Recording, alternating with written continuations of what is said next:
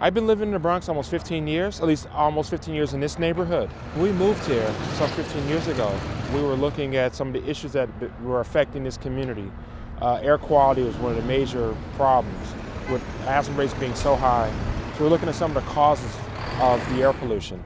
And we saw that there was large fossil fuel power plants, but also large waste transfer stations that lined our community's waterfront.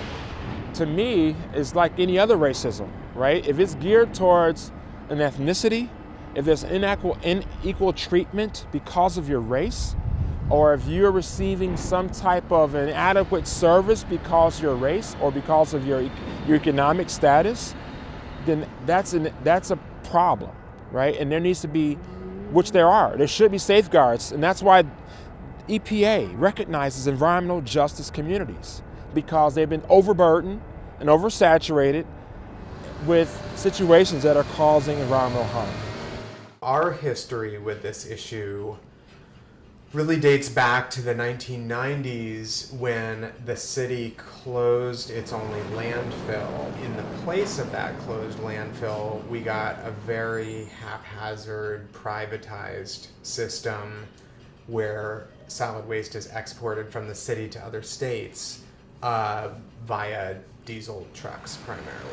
But New York Lawyers for the Public Interest, the way we kind of came into this issue was through a sort of equity and racial justice angle around the private waste export system.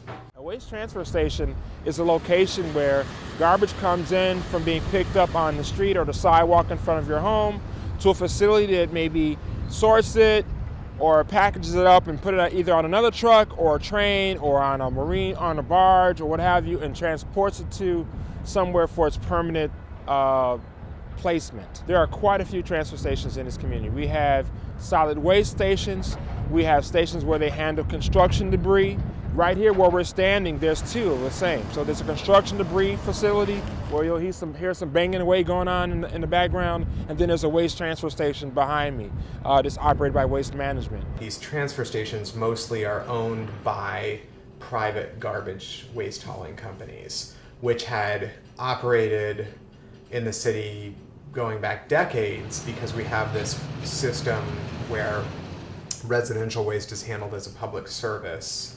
It's paid for by our tax dollars. And then business waste is collected by dozens of private waste haulers that work across the entire city. The trucks and garbage that comes to this facility right behind me is a real problem for our community because of the way it smells and the amount of diesel trucks coming in and out of our community every day. Breathing air is like one of the most primary functions a human being has, right?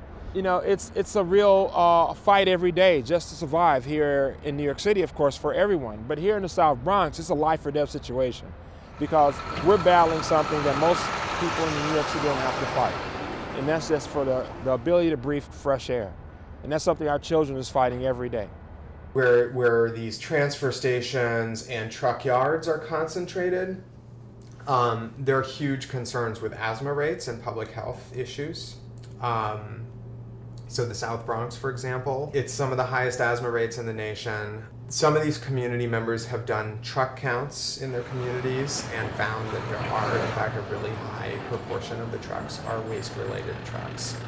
A, we don't need to concentrate, 14 transfer stations in one low-income community. And B, there are also reforms that Los Angeles and other cities are making rapidly to convert waste trucks to cleaner fuels like natural gas, lower emissions fuels. The problem is, you walk through this neighborhood and you go places where there's a lot of people who live here and you ask them, do you know anyone who has asthma? And 90% of the people will tell you, yes. Either they have asthma or they know someone in their family or friends or close circle that does. That's an epidemic. That's not a normal scenario, and that should not be the way any community lives. So what's causing it? How can we stop it? And how can we do something different? De Blasio administration and the city have committed to this basic idea that we would gain a lot from going to a zoned commercial waste system. On the residential side, they've committed to completing the solid waste management plan and building these barge and rail facilities to reduce trucks.